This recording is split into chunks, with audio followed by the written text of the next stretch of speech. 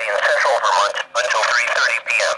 At 2:32 p.m., the Weather Service Doppler radar indicated a line of severe thunderstorms capable of producing inch diameter hail and damaging winds in excess of 60 miles per hour.